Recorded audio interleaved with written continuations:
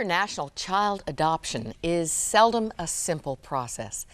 Imagine going all the way to Siberia, almost, to rescue a child. For Else van Hierden and her husband Ed, it took 3 trips to Russia before they could bring Mark home in 2006. The adventure has inspired Else's first fiction with a purpose. It's called Ransomed, a novel. It's a pleasure to welcome Else from Lethbridge, Alberta. And of course, the first question is, why? What would inspire you to go an hour from Siberia to rescue a child when you were already the parents of 4 lovely children? Well, actually, our journey started before we had our 4th biological child. It was 1998. And in the mail, I received one of those magazines. I don't remember whether it was World Vision or something like that. And on the front cover was this child, one of those hungry, big eyes. And I opened the magazine and I began to read. And immediately my heart just began to break. And I'd read magazines like that before, but it never spoke to me in that way. And I just said, Lord, what do we do? And immediately I felt, oh, we should adopt. And it was just such a crazy thought. And my husband came home and I said to him, Ed, what do you think? Should we adopt? And immediately he was just on board. But of course, it still took us 7 years to bring Mark home. 7 years. Well, we didn't immediately start the process because Elise was born after that. So really, from beginning to start, it took us 3 years when we applied for the adoption until. How old were your children when you decided you were going to embark on this? Well, it would have been 1998, so they would have been 7, about 5, and 3. This is beyond brave. You know, I just talked to someone who was in a 3-year adoption process, and it's just all fallen through, and they're going to start again. Wow. The fact that this took 7 years reinforces the kind of commitment you have to have and the cost involved. Yes. This is nothing of this is easy. No, it's not. I mean, It's there not were easy. other paths you could have taken. What said Siberia? Why Russia? Why Russia? Well, of course, first we began to think about all kinds of different options and countries that were so much easier. It didn't need 2 trips, and we could just go there and bring the child home. And we just kept going back to Russia. And I believe that was just God's purpose in our adoption process. That's all I can think about, yes. Had to be. You have a very unusual and interesting profession, Else. Tell us what you do. Well, of course, we do a variety of things. One of the things that I do is equine therapy. That would be horses. Yes, that's correct. So we have a lot of involvement with horses. My girls ride hunter jumpers. Wow. And the other thing that we do, we sell horse trailers. We have a dealership. Okay, I read that you teach anatomy and sports therapy, and I just had to qualify. That's the horse's anatomy. Correct. And sports That's therapy right. for the horses. Yes. Very interesting. Very involved. You're a busy family. So again, I come back to this this calling to a very difficult mission. Were you ever discouraged? Did you ever think you were on the wrong path? No, we didn't think we were on the wrong path. We just knew we were on a very, very difficult path. Especially, of course, when the first adoption that we had already completed went to Russia, traveled to the orphanages, and coming back we found that we could not bring that child into Canada. Why that child? Because he had fetal alcohol syndrome. And they wouldn't allow you to They Canada do wouldn't not. allow? Yes, they do not want children to come in, which is understandable with health issues. And my heart just broke. I said, why, Lord? It was such a big step to go all the way to Russia. You'd met this little Yes, we spent boy? about a week there, and it was amazing. When we got there, he was so feeble. He was 18 months. He was in like 6-month clothing, couldn't walk, couldn't stand up. Well, he could walk a little bit, but he never showed that he could walk. And by the end of the week, when we played with him day in, day out, he was actually kicking a ball at us. He would stand, he would even walk. And it was so rewarding to see that. visibly responding to the love and the care. Yes. One of the interesting things that you say, these state orphanages in Russia, the ones you saw, the children were cared for and well fed? Yes, they are. They're cared for the best of the Russian governance ability. So we actually ate their food while we were there.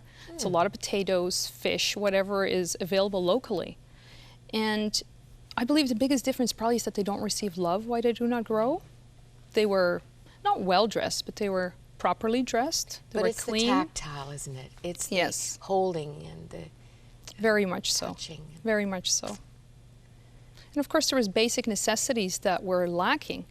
For example, if we had to use the washroom, we had to go get the soap and the toilet paper out of the director's office and ask her to supply us. So there was nothing available.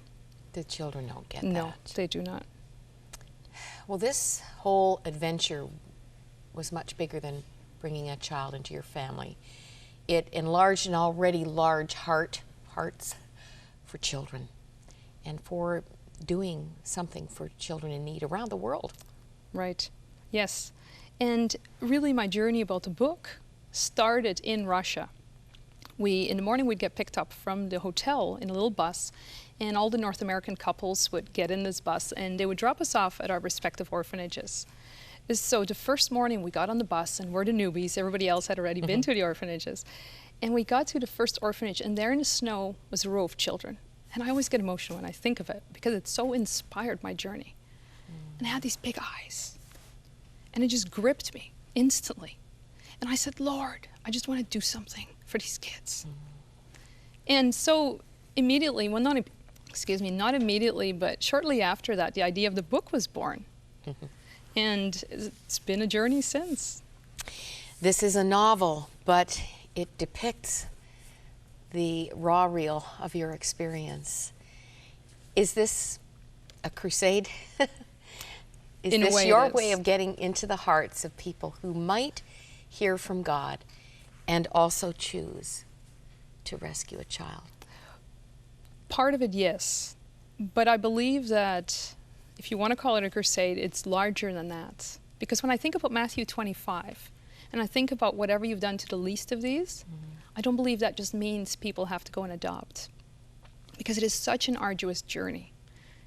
And when you've completed the process, you think that you're on your way, but it's only just starting, right? Because there's so much involved. So I encourage people, just get involved wherever you are. If you can pray for missionaries or even help people adopt children. There are many people who can take the children or adopt, but do not have the funds. Or perhaps you can sponsor children. Whatever we can do, a cup of cold water, Jesus says, is all we need to do. When I read your resume, and I've had to cross off some things because you've moved on to newer things, to other things, all within that realm of making a difference for children in need. We'll find out more about that in a minute. But let's come back to Mark. I want to show your family picture. All right. This is a current photo. This is such a God thing. The little boy between mom and dad is the newest family member. How old is Mark today? Mark is 8. 8 years old. Does he not look like his siblings, the girls on either side? I mean, it's just amazing. Introduce us to the whole family here. All Els. right. And the tallest boy standing up is Julian, and he's 18 now. Then beside him is Chelsea. She's 14. Then on the beside her dad is Bethany. She's 13. Seated in between us, of course, is Mark. He's 8. And on my other side is Elise, and she's 9. Beautiful family. Interesting cultural flavors. I said, okay, come on, confirm that accent for me. You came from Holland in 1982. That's correct. Ed was born here, Yes. but he's Dutch too. I keep looking over there because Ed's just over there. And so you have a very strong Dutch flavor. Denominationally, we've got a few flavors. Yes. And now a little Russian boy. How is his adjustment?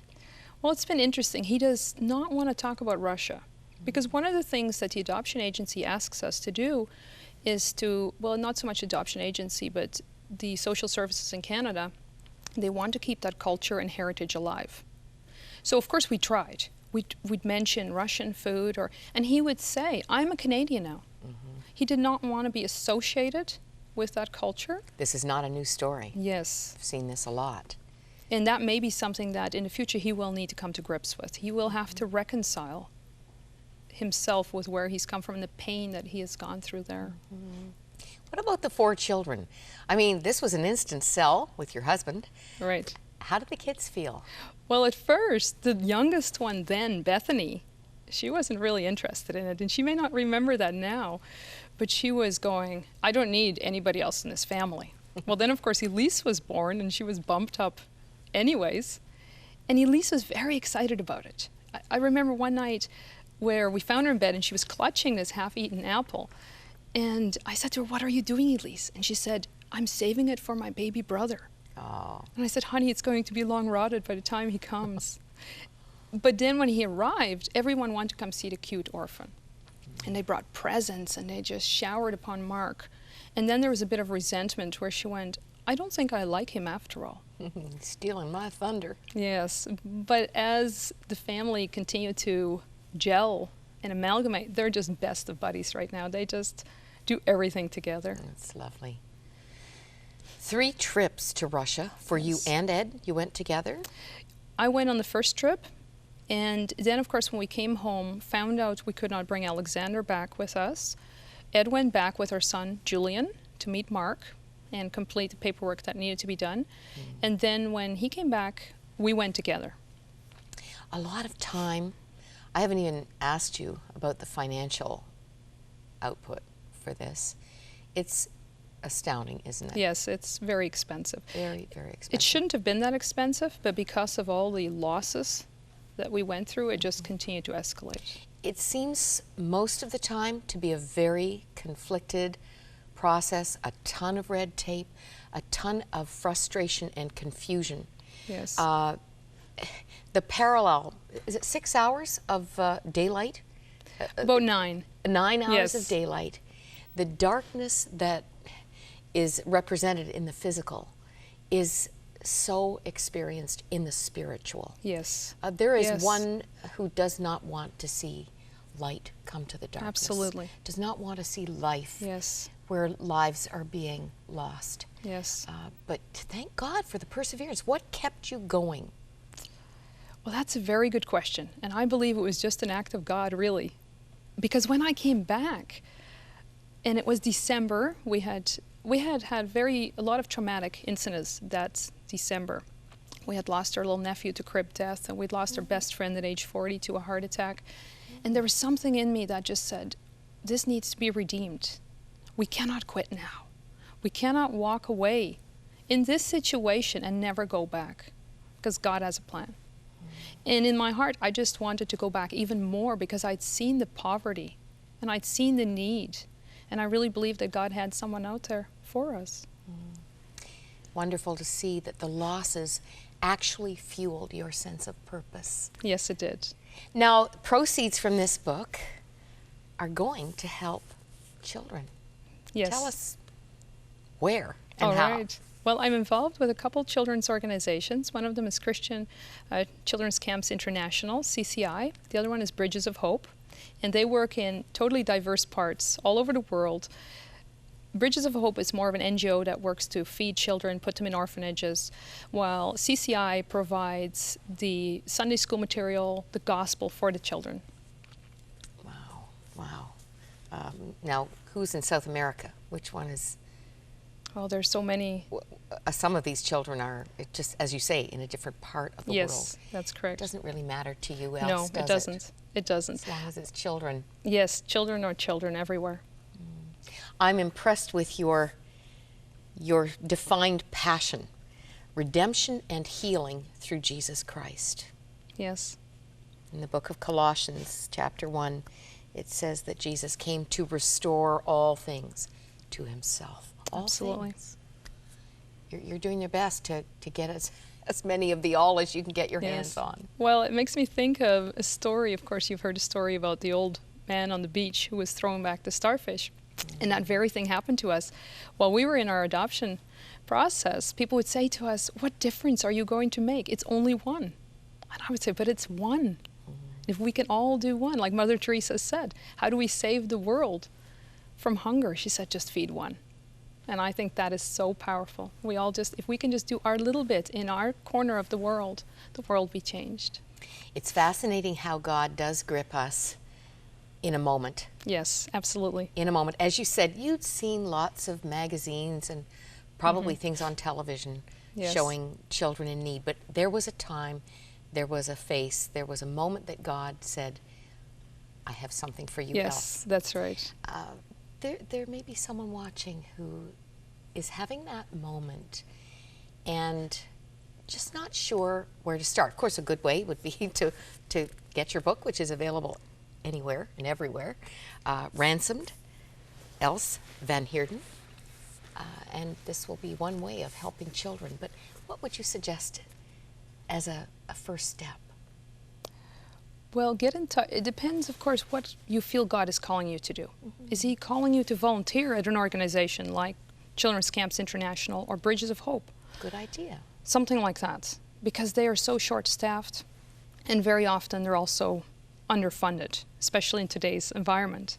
So I think that's even a great idea. Call them up and say, what can I pray for you for? Right? For people who are on the road, out there speaking, it would just be wonderful to have that prayer support. That doesn't take money, and it just means so much to know, for those of us who are able to speak for the children, to have people behind us. So that's a very simple way just to get involved and get started. And of course, as we mentioned, sponsoring a child or something like that would be wonderful as well. You've been an inspiration, and this is a wonderful read, whether you're interested in adoption or not. Congratulations on your first book. I'll bet there's more in you. Probably. A great beginning. I'm just thinking, maybe someone sitting with an unfulfilled dream, or maybe you're just in a place of overwhelm and you don't know where any kind of perseverance is going to rescue you. You might need prayer today, and we'd love to agree with you about whatever it is that is on the top of your heart today. Why not call the number on the bottom of your screen? Maybe you've got concern for a child near and dear to your heart. Don't sit there and suffer in silence. Let us pray with you today.